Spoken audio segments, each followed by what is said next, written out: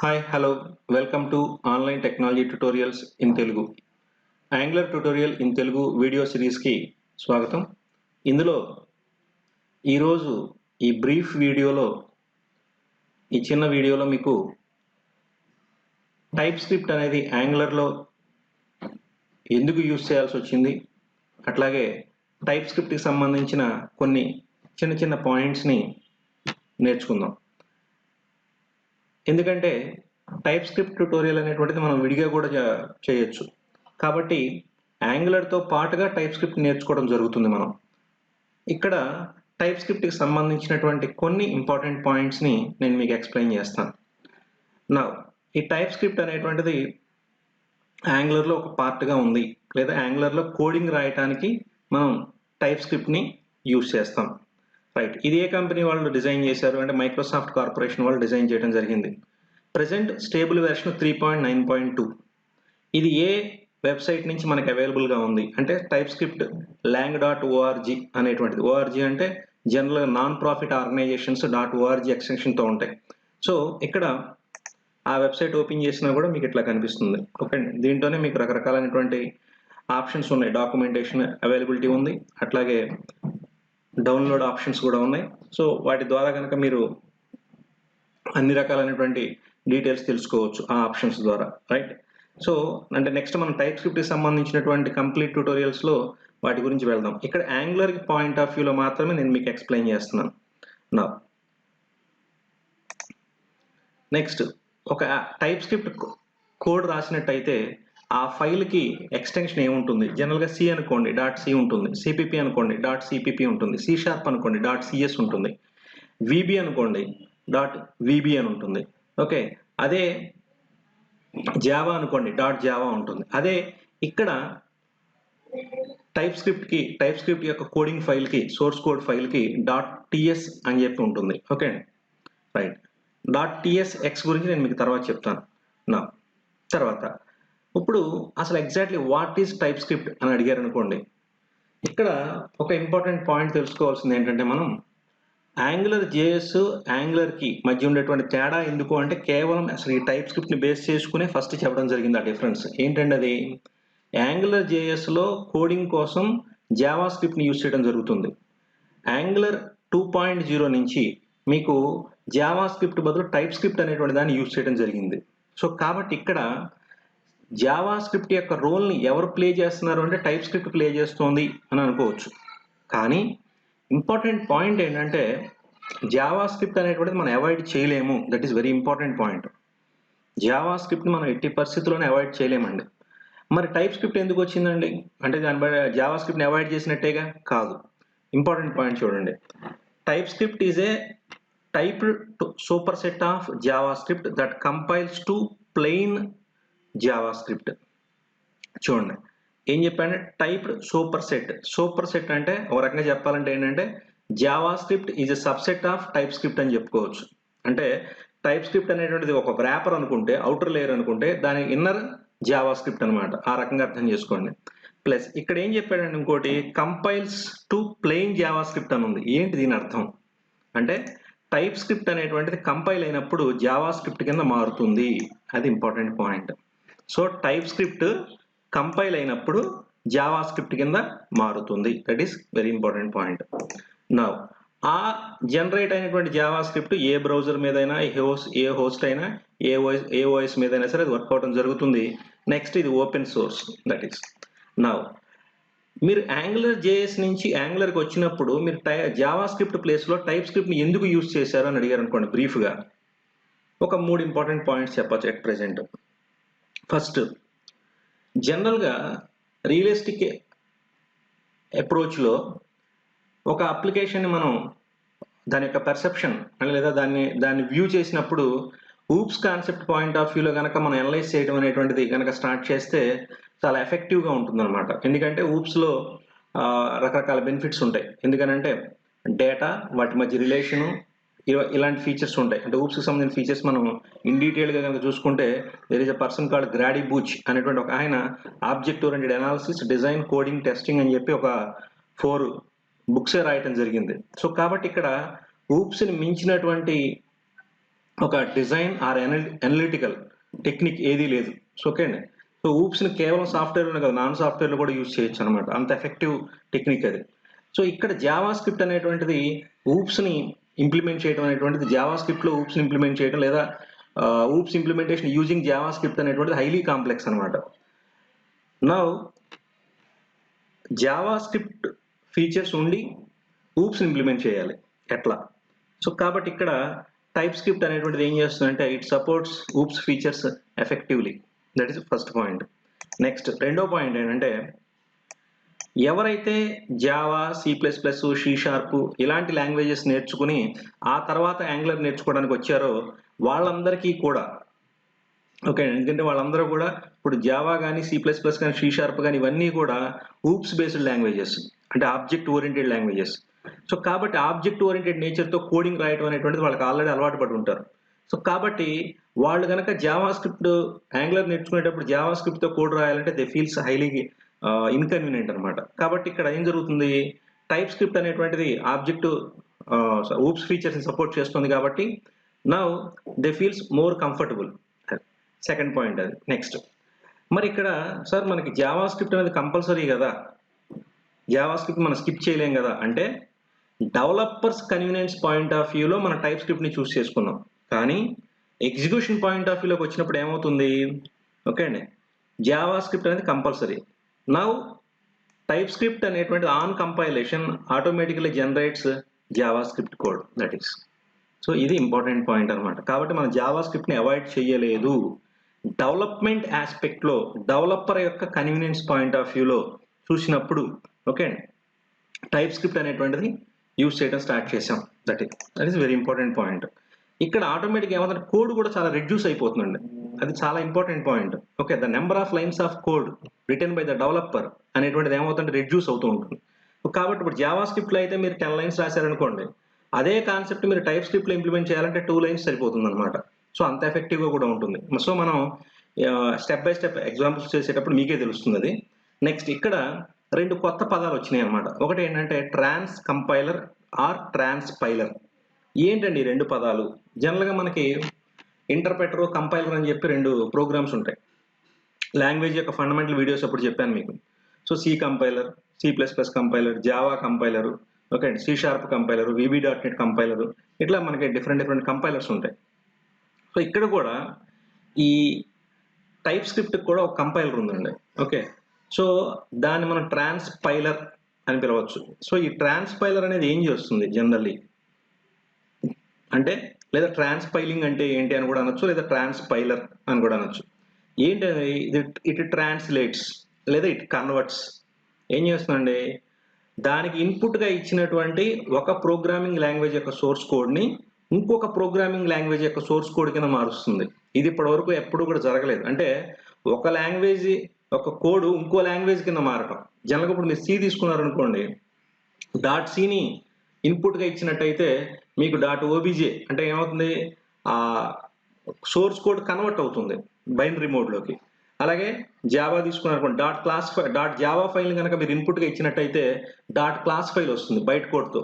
So అట్లాగే C# తీసుకున్నారనుకోండి, .cs ఫైల్ని మనం ఇన్పుట్గా ఇచ్చినట్టయితే మీకు MSIL కోడ్తో ఉన్నటువంటి files, MSIL code Microsoft intermediate language code files మీకు అవుట్పుట్గా రావడం జరుగుతుంది. కానీ మరి ఇక్కడ ఏం జరుగుతుంది చూడండి, ఒక సోర్స్ కోడ్ అంటే టైప్ స్క్రిప్ట్ సోర్స్ ఫైల్ని మీరు ట్రాన్స్పైలర్కి ఇన్పుట్గా ఇచ్చినట్టయితే అది జావా స్క్రిప్ట్ సోర్స్ కోడ్ని జనరేట్ చేస్తుంది. అంటే ఒక లాంగ్వేజ్ యొక్క సోర్స్ కోడ్ని ఇన్పుట్గా తీసుకుని ఇంకో లాంగ్వేజ్ యొక్క సోర్స్ కోడ్ని అవుట్పుట్గా ప్రొడ్యూస్ చేయడం జరుగుతుంది. అప్పుడు ఆ జావా స్క్రిప్ట్ ఎగ్జిక్యూట్ అవుతుంది. ఓకే, సో కాబట్టి ఇక్కడ ఒక లాంగ్వేజ్ యొక్క సోర్స్ కోడ్ ఇంకో లాంగ్వేజ్ యొక్క సోర్స్ కోడ్ కింద మారటాన్ని ట్రాన్స్ కంపైలర్ ఆర్ ట్రాన్స్పైలర్ అని కూడా అంటం జరుగుతుంది. ఓకే, దానికి బెస్ట్ ఎగ్జాంపులే ఈ TSC. ఓకే అండి. నా ఇప్పుడు టైప్ స్క్రిప్ట్ మనం ఇన్స్టాల్ చేసుకోవాలంటే కమాండ్స్ ఏంటి? మన యొక్క యాంగులర్ ప్రాజెక్ట్లో మీరు CLI కమాండ్స్ యూజ్ చేసినప్పుడు బై డిఫాల్ట్ మీకు టైప్ స్క్రిప్ట్ ఇన్స్టాల్ అయి ఉంటుంది. మీరు కావాలంటే ఒకసారి చెక్ చేద్దాం అది. ఇందులో ng_modules వెళ్ళినట్టయితే ఇక్కడ మీకు టైప్ స్క్రిప్ట్ అనే ఫోల్డర్ ఉంటుంది.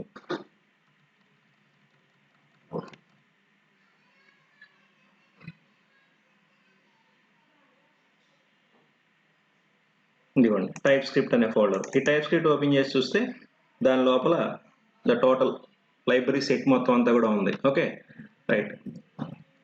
సో ఈ విధంగా మీరు CLI కమాండ్ ఉపయోగించినప్పుడు నోడ్ అండర్ స్కోర్ మాడ్యూల్స్లోకి టైప్ స్క్రిప్ట్ అనే ఫోల్డర్ క్రియేట్ అయ్యి దాని లోపలికి టైప్ స్క్రిప్ట్ యొక్క లైబ్రరీస్ అన్ని కూడా ఇన్స్టాల్ అవ్వడం జరుగుతుంది. ఓకే ఇదిగోండి TSC కమాండ్ ఇది రైట్. ఇది TS సర్వర్ రైట్. ఇవన్నీ కూడా రైట్.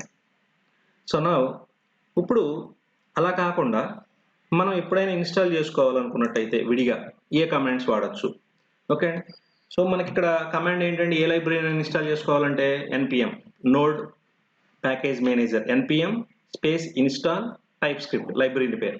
ఓకే సో ఆటోమేటిక్గా మీ సిస్టమ్ నెట్ కనెక్ట్ అయి ఉన్నప్పుడు ఈ టైప్ స్క్రిప్ట్ అనేటువంటి ప్యాకేజ్ గురించి ఆన్లైన్లో చెక్ చేసి ఓకే అండి లేటెస్ట్ వెర్షన్ ఏదైతే ఉందో దాన్ని మీకు ఇన్స్టాల్ చేయడం జరుగుతుంది. That is very important point. Okay right. కానీ ఇక్కడ మీకు నెక్స్ట్ వీడియోస్లో మీకు బ్రీఫ్గా నేను నెక్స్ట్ వీడియోస్లో మీకు బ్రీఫ్గా ఎక్స్ప్లెయిన్ చేస్తాను. ఈ ఇన్స్టాల్ అనేటువంటిది మీ యొక్క యాంగులర్ ప్రాజెక్ట్లో ఇన్స్టాల్ అవుతుందా లేదనుకుంటే గ్లోబల్గా ఇన్స్టాల్ అవుతుందా అంటే కామన్గా అంటే టోటల్ సిస్టమ్ లెవెల్లో ప్రాజెక్ట్ లెవెల్లో రెండు రకాలుగా ఉంటుంది. నాకు గ్లోబల్గా కనుక ఇన్స్టాల్ అయి అనుకున్నట్టయితే npm space -g install package name and latest. Okay ఇలా కూడా మనం ఇచ్చుకోవచ్చు. అంటే అప్పుడు ఇక్కడ @latest అనేటువంటిది బై డిఫాల్ట్ ఉంటుంది అనమాట అండి, మనం ఇవ్వకపోయినా ప్రాబ్లం లేదు రైట్. నెక్స్ట్ అలా కాదు నాకు స్పెసిఫిక్గా ఒక టైప్ స్క్రిప్ట్ వెర్షన్ నాకు 3.6 కావాలి. Then npm install TypeScript ఇక్కడ మీరు వెర్షన్ పేరు 3.6.4 లైక్ దిస్ ఇట్లా ఇచ్చుకోవచ్చు. Okay right. అదే మీరు ఈ -g అనేటువంటి ఆప్షన్ని మనం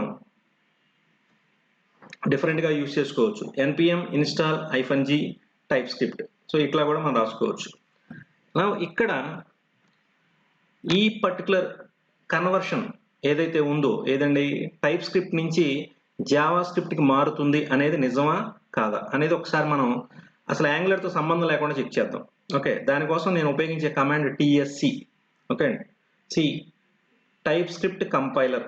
ఇది ఏం చేస్తుంది, it transpiles the TypeScript file into JavaScript .ts to .js file. Okay దీన్ని మనం ఎలా చెక్ చేద్దాం, రెండు రకాలుగా చెక్ చేద్దాం. ఒకటి కమాండ్ ప్రాంప్ట్ దగ్గర విడిగా సెపరేట్గా చెక్ చేస్తాను.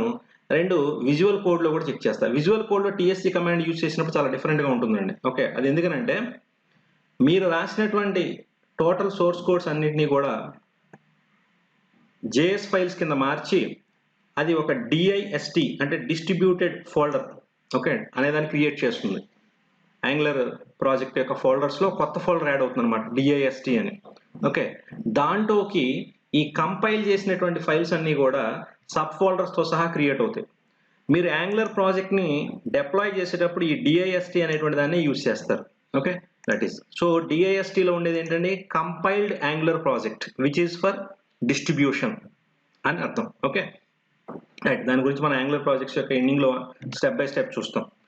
సో ఇప్పుడు ఈ TSC అనేటువంటి కమాండ్ ఉపయోగించి ఒక టైప్ స్క్రిప్ట్ని ఫైల్ని జావా స్క్రిప్ట్ కింద మారిస్తే ఎలా మారుతుందో చూద్దాం. ఓకే ఇక్కడ నేను టైప్ స్క్రిప్ట్ అనేటువంటిది కేవలం ఒక డెమోలా చూపిస్తున్నానండి, జస్ట్ బ్రీఫ్గా చూడండి. కానీ టైప్ స్క్రిప్ట్ అనేటువంటిది మనం ఎలా నేర్చుకుంటాం అంటే యాంగులర్తో పాటుగా నేర్చుకుంటాం. జనరల్గా మీరు ఒక లాంగ్వేజ్ నేర్చుకున్నట్టే data types control structures same as it is OOPS implementation టైప్ స్క్రిప్ట్లో బేసిక్ డేటా టైప్స్ దగ్గర నుంచి మొదలుపెట్టి అప్ టు ఊప్స్ ఇంప్లిమెంటేషన్ వరకు కంప్లీట్గా మొత్తం ఒక లాంగ్వేజ్ ఎలా అయితే నేర్చుకుంటాం అలాగే ఉంటుంది సిలబస్ అంతా కూడా. కాకపోతే యాంగులర్తో పాటు కలిపి నేర్చుకుంటాం టైప్ స్క్రిప్ట్ గురించి. ఓకే అండి రైట్. ఇప్పుడు మనం ఏం చేద్దామంటే కమాండ్ ప్రాంప్ట్ ఓపెన్ చేయాలి. సో మీకు మళ్ళీ ఓపెన్ చేసి చూపిస్తాను. CMD ఈ కమాండ్ ప్రాంప్ట్ మీద రైట్ క్లిక్ చేసి రన్ యాజ్ అడ్మినిస్ట్రేటర్ అనండి. నేను ఈ డ్రైవ్లోకి స్విచ్ అవ్వడం జరిగిందండి. ఇప్పుడు ఇక్కడ నేను ఒక క్లాస్ రాశాను టైప్ స్క్రిప్ట్ గురించి. టైప్ స్క్రిప్ట్ ఉపయోగించి ఇక్కడ నేను ఒక క్లాస్ రాయటం జరిగింది. ఈ class EMP opening curly brace. దీని లోపల ఒక వేరియబుల్ క్రియేట్ చేశానండి. జనరల్గా అయితే మన వేరియబుల్ ఎలా క్రియేట్ చేస్తాం, data type variable name create చేస్తాం. ఇక్కడ రివర్స్ వేరియబుల్ నేమ్ నేమ్ అండి, colon, data type string, semicolon, right. నా జనరల్గా కన్స్ట్రక్టర్, మీరు ఊప్స్ కాన్సెప్ట్స్ ఏదైనా జావాలో చూసుకున్నా, అలాగే సి షార్ప్లో చూసుకున్నా, ఎక్కడ చూసుకున్నా కూడా కన్స్ట్రక్టర్ అనేటువంటిది ఏమవుతుందంటే జనరల్ క్లాస్ నేమే కన్స్ట్రక్టర్ నేమ్ కింద ఉంటుంది. కానీ ఇక్కడ కన్స్ట్రక్టర్ అనేటువంటి పేరే మనం కన్స్ట్రక్టర్ నేమ్కి యూజ్ చేయడం జరుగుతుంది. ఓకే, సో కన్స్ట్రక్టర్ గురించి లేదా ఊప్స్ కాన్సెప్ట్ గురించి కనుక మీకు ఐడియా లేకపోయినట్టయితే మీకు ఊప్స్ గురించి విడిగా నేను చెప్పడం జరుగుతుంది వీడియోస్, వాటిల్లో నేర్చుకుందరు. కానీ నా ఇక్కడ constructor is a special function which contains the name same as class name. జనరల్గా ఇది మామూలు వాటిల్లో అయితే కన్స్ట్రక్టర్ అనేటువంటి పేరే యూజ్ చేయడం జరుగుతుందండి. నవ్ ఈ కన్స్ట్రక్టర్కి మనం పారామీటర్స్ పాస్ చేయడం జరుగుతుంది. ఇక్కడ పాస్ చేసేటువంటి పారామీటర్ పేరు కూడా నేమే. ఓకే అండి, నా క్లాస్ లోపల ఉన్న వేరియబుల్ పేరు నేమే, కన్స్ట్రక్టర్ పాస్ చేసేటువంటి వేరియబుల్ పేరు కూడా నేమే. Okay, right. నవ్ ఇది ఎందుకు తీసుకున్నామండి, క్లాస్ లోపల ఉన్నటువంటి నేమ్ అనేటువంటి వేరియబుల్కి వాల్యూ ఇవ్వడానికి తీసుకున్నాం, right. Now this dot name equal to అంటే క్లాస్ లోపల ఉన్నటువంటి నేమ్ అనే వేరియబుల్ ఈక్వల్ టు నేమ్. ఇది ఏ నేమ్ అండి, కన్స్ట్రక్టర్ లోపల ఉన్నటువంటి నేమ్ అనమాట. రైట్. సో సింపుల్గా చెప్పాలంటే దీని యొక్క ఫంక్షనాలిటీ ఎందుకోసం అంటే ఈ నేమ్ అనేటువంటి వేరియబుల్ ఇనిషియలైజ్ చేయడానికి యూజ్ చేయడం జరుగుతుంది. నా ఇప్పుడు ఇక్కడ నేను షో నేమ్ అనేటువంటి ఒక ఫంక్షన్ రాశాను. మామూలుగా మీరు జనరల్ లాంగ్వేజెస్లో ఏం చేస్తారు, రిటర్న్ టైపు ఫంక్షన్ నేమ్ రాస్తారు. ఇక్కడ reverse, first function name, okay అండి, తర్వాత opening and closing parenthesis, colon the return type ఏంటండి, వాయిడ్ అంటే నథింగ్ అని అర్థం. ఈ ఫంక్షన్ ఏం రిటర్న్ చేయడం లేదు అని అర్థం. Okay, right. ఇక్కడ నేనేం చేస్తానంటే అవుట్పుట్ రాసుకుంటున్నాను, console dot log of name of EMP. Okay అండి, సో అంటే ఈఎంపీ క్లాస్లో ఉన్నటువంటి ఈ నేమ్ అనేటువంటి వేరియబుల్ లోపల ఉన్న వాల్యూ ఏదైతే ఉందో దాన్ని నేను ప్రింట్ చేస్తున్నాను. ఓకే, సో ఇది టెక్స్ట్ అండి, టెక్స్ట్, రైట్. ప్లస్ ఇక్కడ కంకాటినేట్ చేయడం జరుగుతుంది, right. This dot name, right, అంటే క్లాస్ లోపల ఉన్నటువంటి ఈ నేమ్ అనేటువంటి వేరియబుల్ని, దిస్ సెల్ఫ్ రెఫరెన్స్ ఆబ్జెక్ట్ అనమాట ఇది. ఓకే, నా ఇక్కడ షో ఫంక్షన్ ఎండ్ చేయడం జరిగింది. ఇప్పుడు నేను దీన్ని సేవ్ చేస్తున్నాను. ఎట్లా అంటే సేవ్ యాజ్ ఈ డ్రైవ్లో emp.ts అని సేవ్ చేయడం జరుగుతుంది, రైట్. ఇప్పుడు నేను దీన్ని కంపైల్ చేయాలి. ఇప్పుడు ఈ డ్రైవ్లోకి వచ్చి dir emp.ts అనండి, క్రియేట్ అయిందిలో తెలుస్తుంది. యా, దిస్ ఇస్ ఇదిగోండి emp.ts. Now tsc emp.ts tsc. ఇప్పుడు మీరు ఈ కమాండ్ అసలు మీకు పనిచేస్తుందో తెలియాలంటే ప్రాంప్ట్ దగ్గర నుంచి ఏం చేస్తారంటే tsc-v అనివ్వండి. వెర్షన్ 3.6.4 tsc-v అని ఇవ్వగానే ఈ టైప్ స్క్రిప్ట్ యొక్క వెర్షన్ వచ్చింది చూడండి 3.6.4 అని. కానీ స్టేబుల్ వెర్షన్ మీకు ఇప్పుడు 3.9 యాక్చువల్లీ. ఓకే, నా ఇప్పుడు దీన్ని కంపైల్ చేయండి, tsc emp.cs అంతే, జస్ట్ ప్రెస్ ఎంటర్. ఇప్పుడు మీకు emp.js అనేటువంటి ఫైల్ ప్రొడ్యూస్ అవుతుంది. ఎట్లాగో చెక్ చేద్దాం, dir emp.star అనండి. ఇదిగోండి రెండు ఫైల్స్, emp.js అండ్ emp.ts. మీరు ఇప్పుడు emp.ts అనేది చూసారు, ఇది టైప్ స్క్రిప్ట్ కోడ్. ఇప్పుడు emp.js ఓపెన్ చేసి చూడండి. ఈ డ్రైవ్లోకి వెళ్ళి ఇదిగోండి emp Java script file, open with note pad, right. This is చూడండి, వేర్ emp ఈక్వల్ టు, మీరు ఏమైనా రాశారండి అసలు ఇది లేదు, రైట్. సో చూడండి ఈ రెండు, ఒకటి emp.js, ఇంకోటి emp.ts. ఇది emp.ts కోడ్ ఆబ్జెక్ట్ ఓరియంటేషన్లో ఉంది. ఇదిగోండి class name, okay, constructor, function, right, variable. ఇది totally JavaScript, right. So ఇక్కడ ఎక్కడ కూడా మీకు క్లాస్ ఇలాంటివి ఏం లేవు, అవునండి, దట్ ఈస్. సో కాబట్టి tsc అనేటువంటి కమాండ్ ఏం చేసింది మీకు, ఇట్ ట్రాన్స్పైల్డ్ అంటే టైప్ స్క్రిప్ట్ కోడ్ని జావా స్క్రిప్ట్ కింద మార్చడం జరిగింది. సో ఇక్కడ tsc అనే కమాండ్ని ఇక్కడ నేను విజువల్ కోడ్తో సంబంధం లేకుండా, అట్లాగే ఏ విధంగా యాంగులర్ ప్రాజెక్ట్తో సంబంధం లేకుండా మీకు నేను ఎగ్జిక్యూట్ చేసి చూపించాను. tsc అనేటువంటి కమాండ్ టైప్ స్క్రిప్ట్ కోడ్ని జావా స్క్రిప్ట్ కోడ్ కింద ట్రాన్స్పైల్ చేసి చూపించింది. Okay right. So it is proved. Okay అండి. నా ఇప్పుడు దీన్ని మనం ఒక యాంగులర్ ప్రాజెక్ట్లోకి వెళ్ళి చూద్దాం. ఓకే. సో మళ్ళీ మనం ఏం చేద్దాం, ఈ డ్రైవ్లోనే మళ్ళీ ఒకసారి మన పాత కమాండ్ యాంగులర్ CLI కమాండ్ ఉపయోగించి మనం ఏదైనా ఒక యాంగులర్ ప్రాజెక్ట్ని ఇప్పుడు క్రియేట్ చేద్దాం. Okay. ng new give any name. Okay. Say suppose bank APP అని క్రియేట్ చేసాం అనుకోండి.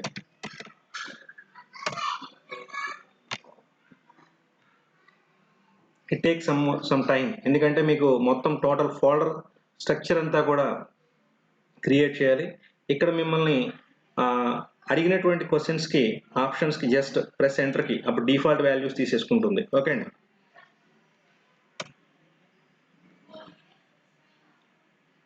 సో ఇక్కడ ఆటోమేటిక్గా మీ సిస్టమ్ నెట్ కనెక్ట్ అయి ఉన్నప్పుడు ఈ ng కమాండ్ మీ యాంగులర్ ప్రాజెక్ట్కి అవసరమైన అన్ని రకాల ప్యాకేజెస్ని కూడా కంప్లీట్గా ఇన్స్టాల్ చేసి ఆన్లైన్లో node_modules అనేటువంటి ఫోల్డర్లో ప్లేస్ చేయడం జరుగుతుంది. ఇప్పుడు మనం నోడ్ని ఇన్స్టాల్ చేసుకున్నప్పుడు మనం ఇన్స్టాల్ చేసుకునేటువంటి ప్యాకేజెస్ అన్నీ కూడా గ్లోబల్గా సిస్టమ్ లెవెల్లో ఇన్స్టాల్ చేసుకోవచ్చు. అట్లాగే ఒక యాంగులర్ ప్రాజెక్ట్ని క్రియేట్ చేసినప్పుడు ఆ ప్రాజెక్ట్కి అవసరమైన ప్యాకేజెస్ అన్నిటినీ కూడా లోకల్గా కూడా ఇన్స్టాల్ చేసుకోవచ్చు. సో ఇప్పుడు టైప్ స్క్రిప్ట్ అనేటువంటిది అంటే any package, not only type script, A package అయినా సరే గ్లోబల్గాను అట్లాగే మన ప్రాజెక్ట్ పరంగా కూడా ఆ ప్రాజెక్ట్ వరకు ఆ ప్రాజెక్ట్ యొక్క ఫోల్డర్లోనే లోకల్గా కూడా మనం ఇన్స్టాల్ చేసుకోవచ్చు. ఓకే. కాకపోతే ప్రాబ్లం ఎక్కడ వస్తుంది అంటే వెర్షన్స్ అనేటువంటివి మిస్ మ్యాచ్ వచ్చినప్పుడు రెఫరెన్సింగ్ దగ్గర మనకి ప్రాబ్లమ్స్ వస్తూ ఉంటాయి. ఓకే. అవి ఆ కొలిజన్ వచ్చినప్పుడు నేను మీకు చెప్తాను. ఎట్ ప్రెజెంట్ ఇప్పుడు రైట్ నౌ ఇంతకుముందు మనం విడిగా TSC కమాండ్ ఎగ్జిక్యూట్ చేసి చూసాం. అదే ఇప్పుడు మనం విజువల్ కోడ్లో టైప్ స్క్రిప్ట్ అనేటువంటిది ఏ వెర్షన్తో ఉంది అనేటువంటిది చూద్దాం. అందుకోసం నేను మీకు మళ్ళీ ng కమాండ్ ద్వారా ఈ యాంగులర్ ప్రాజెక్ట్ దాన్ని క్రియేట్ చేసి చూపిస్తున్నాను. మన యొక్క యాంగులర్ ప్రాజెక్ట్ కంప్లీట్గా క్రియేట్ అయిన తర్వాత ఫైనల్గా మనకి ఇలాంటి మెసేజ్ వస్తుందండి. ఇక్కడ చూడండి, ప్యాకేజెస్ ఇన్స్టాల్ సక్సెస్ఫుల్ అని వచ్చింది. తర్వాత మళ్ళీ మనకి ఈ డ్రైవ్ యొక్క ప్రాంప్ట్ యాజ్ ఇట్ ఈస్గా వచ్చింది. ఓకే. సో మనం ఏ డ్రైవ్లో ఉండి ఎగ్జిక్యూట్ చేస్తే ఆ ప్రాంప్ట్. ఇప్పుడు ఈ ప్రాజెక్ట్ని మనం ప్రాజెక్ట్ పేరు ఏంటండి, ఇక్కడ చూడండి బ్యాంక్ APP అన్నాను. మీరు కమాండ్ ప్రాంప్ట్ ద్వారా కూడా చెక్ చేసుకోవచ్చు. ఆ ప్రాజెక్ట్ ఆ పర్టికులర్ ఫోల్డర్లోకి ఎంటర్ అవ్వండి. ఓకే. కమాండ్ ప్రాంప్ట్ దగ్గర నుంచే నేను చెక్ చేస్తున్నాను మళ్ళీ. Okay. So bank APP CD bank APP right. అదిగోండి ఇప్పుడు ఈ డ్రైవ్లో నేను బ్యాంక్ APP అనే ఫోల్డర్లో ఉన్నాను. ఇక్కడ DAR అనండి, మీకు యాంగులర్ ప్రాజెక్ట్లో క్రియేట్ అయినటువంటి అన్ని ఫోల్డర్స్ కూడా కనిపించడం జరుగుతుంది ఇక్కడ. ఓకే. నా ఇప్పుడు ఇక్కడ ఇందులో again CD space node_modules right. ఇప్పుడు మన కర్సర్ ఎక్కడ ఉంది, ఈ డ్రైవ్లో బ్యాంక్ APPలో node_modulesలో ఉంది. నా ఇక్కడ DAR అనండి, మీకు ఆల్మోస్ట్ సుమారుగా 800 ఫోల్డర్స్ దాకా వస్తాయి. ఓకే. ఇదిగోండి 868 డైరెక్టరీస్ వచ్చినాయి రైట్. నౌ వీటిలో టైప్ స్క్రిప్ట్ ఉందా లేదు చూద్దాం. ఆల్ఫాబెటికల్ ఆర్డర్లో చూడండి. యా ఇదిగోండి type script. Now CD type script. So మీకు ఇప్పుడు బ్యాంక్ APP అని మనం క్రియేట్ చేసినటువంటి యాంగులర్ ప్రాజెక్ట్లో node_modulesలో టైప్ స్క్రిప్ట్ అనేటువంటిది ఇన్స్టాల్ అయింది ఆటోమేటిక్గా. ఓకే అండి. మళ్ళీ అగైన్ బ్యాంక్ APPలోకి వచ్చేసేయండి. నా దీన్ని మనం మామూలుగా మీరు ఎగ్జిక్యూట్ చేసి చెక్ చేసుకోవాలనుకుంటే ng serve-o right. Once compiled successfully మనకి ఆటోమేటిక్గా లోకల్ హోస్ట్ 4200 పోర్ట్ దగ్గర సర్వర్ రన్ అవుతూ ఉంటుంది. బై డిఫాల్ట్ క్రోమ్ కానీ ఫైర్ఫాక్స్ కానీ ఏ బ్రౌజర్ అయితే ఆ బ్రౌజర్ మనకి ఇండెక్స్ పేజ్ని డిస్ప్లే చేసి చూపిస్తుంది. Okay right. సో ఇది యాంగులర్ ప్రాజెక్ట్ సక్సెస్ఫుల్గా రన్ అవుతుందని మనకి తెలియడానికి, అది కూడా మనం డైరెక్ట్గా నోడ్ దగ్గర నుంచి. ఓకే. సో ఇప్పుడు దీన్ని మనం క్లోజ్ చేసేస్తున్నాను. మళ్ళీ కమాండ్ ప్రాంప్ట్ దగ్గర ప్లస్ కంట్రోల్ సి. రైట్. నా ఇప్పుడు విజువల్ కోడ్ ఓపెన్ చేద్దాం.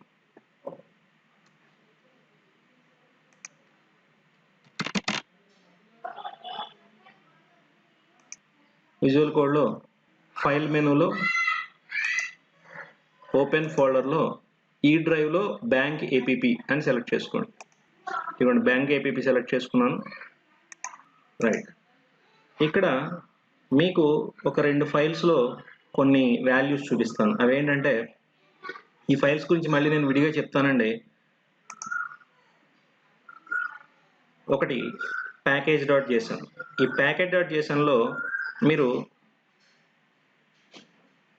ఇదిగోండి టైప్ స్క్రిప్ట్ అని చూసారు చూడండి. డెవలపర్ డిపెండెన్సీస్లో టైప్ స్క్రిప్ట్ 3.8.3 అని ఉంది చూసారా. దిస్ ఇస్ అంటే ఈ పర్టికులర్ ప్రాజెక్ట్లో మీకు 3.8.3 అనేటువంటిది ఇన్స్టాల్ అయింది టైప్ స్క్రిప్ట్ ఈ యాంగులర్ ప్రాజెక్ట్లో. Okay, so 3.8.3 remember that. మనకి ఇక్కడ ఇప్పుడు ఈ టిఎస్సి కమాండ్ కనుక మనం ఇక్కడ అప్లై చేస్తే ఎట్లా ఉంటుంది, మనకు ఉన్నటువంటి కోడ్ ఏంటంటే యాక్చువల్గా ఎస్ఆర్సిలో ఏపీపీ అనే దాంట్లో ఉన్నదే మన యొక్క కోడ్. ఇది ఏపీపీ ఒక సింగిల్ కాంపోనెంట్. రైట్. నా ఈ సింగిల్ కాంపోనెంట్లో ఇక్కడ .ts ఫైల్స్ ఉన్నాయి చూడండి.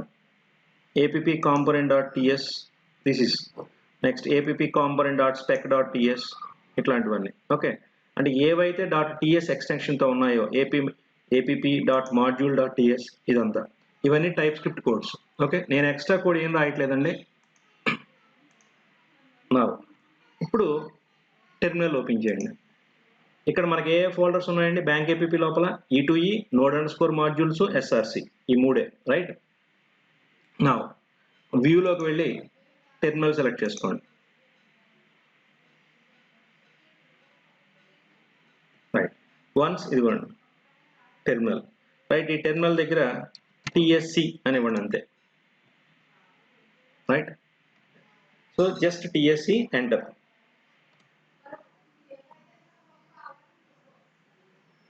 It may take little bit time, just 1 minute అట్లా తీసుకోవచ్చు, అంతకని తక్కువ టైమే. రైట్. చూడండి, ఈ TSC సక్సెస్ఫుల్గా కనుక ఎగ్జిక్యూట్ అయినట్టయితే మీకు మళ్ళీ అగైన్ ప్రాంప్ట్ వచ్చేసింది TSC. రైట్. నా ఇక్కడ చూడండి బ్యాంక్ ఏపీపీ అనే దాని కింద ఇప్పుడు కొత్త ఫోల్డర్ ఒకటి యాడ్ అయింది మీకు, DIST. దిస్ ఇస్ సో ఇదే డిస్ట్రిబ్యూటెడ్ ఫోల్డర్. సో మీరు యాంగులర్ ప్రాజెక్ట్ని డిస్ట్రిబ్యూట్ చేయడం అంటే డిప్లాయ్ చేయడం కానీ లేదా ఏదైతే, ఎందుకంటే మనం ఎప్పుడు కూడా సోర్స్ కోడ్ అనేటువంటిది ఎవరికి ఇవ్వమండి. ఓకే, సో ఈ DISTని ఎక్స్పాండ్ చేయండి. దీని లోపల E2E, SRC ఇదిగోండి 2 ఫోల్డర్స్. నా ఇందులో మీరు మళ్ళీ ఈ పర్టికులర్ SRCని ఎక్స్పాండ్ చేయండి. ఇదిగోండి ఇక్కడ చూడండి మీకు అన్ని JS ఫైల్స్ కనబడుతున్నాయి. This is right. ఇందులో ఏపీపీని ఎక్స్పాండ్ చేయండి. రైట్. మీకు అక్కడ ఏపీపీకి ఏ TS ఫైల్స్ అయితే ఉన్నాయో వాటికి ఈక్వలెంట్ JS ఫైల్స్ కనపడతాయి ఇక్కడ. అక్కడ app.module.ts ఉంది అవునండి. ఇదిగో కావాలంటే ఇక్కడ చూడండి SRCలో ఎక్స్పాండ్ చేయండి. రైట్. ఇదిగోండి app.module.ts, app.module.js, app.component.ts, app.component.js అవునండి. సో ఈ విధంగా మీకు అక్కడ ఉన్నటువంటి TS ఫైల్స్ అన్నిటికీ కూడా ఇక్కడ JS ఫైల్స్ అనేటువంటివి ఉంటాయి. ఈ కోడ్ మనం ఓపెన్ చేసి చూడొచ్చు కూడా. ఇదిగోండి app.module, app.component లైక్ దిస్ ఇట్లా. సో ఇది TSC కమాండ్ యొక్క ఇంపార్టెన్స్. ఓకే అండి. అన్ని రకాల యూసేజెస్ కూడా మనం ఒకేసారి చెప్పుకోవడానికి కుదరదండి, ఎందుకంటే స్టెప్ బై స్టెప్ వెళ్ళాలి. సో ఒక్కొక్క పాయింట్ని స్టెప్ బై స్టెప్ ఇంట్రడ్యూస్ చేసుకుంటూ వెళ్తూ ఉంటాం. సో ఇది TSC అంటే టైప్ స్క్రిప్ట్కి సంబంధించినటువంటి ఒక యాంగులర్ ప్రాజెక్ట్లో టైప్ స్క్రిప్ట్ యొక్క రూల్ అనమాట. ఓకే అండి. సో యాంగులర్లో వచ్చేటువంటి నెక్స్ట్ ఎగ్జాంపుల్స్తో పాటుగా మనం టైప్ స్క్రిప్ట్ నేర్చుకోవడం జరుగుతుంది. ఓకే, కాబట్టి టైప్ స్క్రిప్ట్ కోసం అనేటువంటిది ప్రత్యేకంగా మనం వీడియోస్ చేయడం అని కాకుండా రాసే కోడ్లోనే టైప్ స్క్రిప్ట్ని రాస్తున్నప్పుడే మీకు ఎక్స్ప్లెయిన్ చేస్తూ నేను మీకు ఎగ్జాంపుల్స్ చెప్పడం జరుగుతుంది. మీకు ఇక్కడ ఇంకొక చిన్న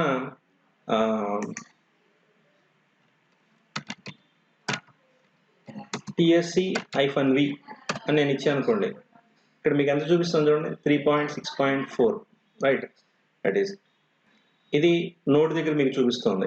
కానీ విజువల్ కోడ్లో ఉన్నటువంటి ప్రాజెక్ట్లో మనం ఇన్స్టాల్ చేసింది ఎంతండి, project.jsonలో చూడండి, package.jsonలో చూడండి 3.8.3. అంటే ఈ బ్యాంక్ ఏపీపీ అనే ప్రాజెక్ట్ వరకు నేను టైప్ స్క్రిప్ట్ ఇన్స్టాల్ చేసుకున్నది 3.8.3, బట్ నా సిస్టంలో గ్లోబల్గా ఉన్నది 3.6.4. సో npm కమాండ్కి సంబంధించిన డిఫరెంట్ టైప్స్ ఆఫ్ ఇన్స్టలేషన్స్, వాటి సింటాక్స్ అవన్నీ npm కమాండ్తో పాటు చెప్పుకుందాం. అట్లాగే మన ఎగ్జాంపుల్స్ చేసేటప్పుడు ఈ గ్లోబల్ ఇన్స్టలేషను, లోకల్ ఇన్స్టలేషను, వీటి మధ్య ఉండేటువంటి డిఫరెన్సెస్ మన యొక్క రిక్వైర్మెంట్ని బట్టి నేర్చుకుంటూ వెళ్తూ ఉంటాం. అంటే ఎగ్జాంపుల్తో పాటు కాన్సెప్ట్ నేర్చుకుంటే మనకు అది ఇంకా ఈజీగా గుర్తుంటుంది. Okay right. ఈ బ్రీఫ్ వీడియోని ఇంతటితో ముగించడం జరుగుతుందండి. ఈ కంటెంట్ మీకు నచ్చినట్టయితే వీడియోని లైక్ చేయండి, అట్లాగే మా ఛానల్ని సబ్స్క్రైబ్ చేసుకోండి. మీ యొక్క ఇంపార్టెంట్ కామెంట్స్ని మాకు ఇచ్చినట్టయితే వాటిని బేస్ చేసుకుని ఇంకా మంచి క్వాలిటేటివ్ వీడియోస్ని త్వరగా మీకు ప్రొవైడ్ చేయడం జరుగుతుంది. Thank you.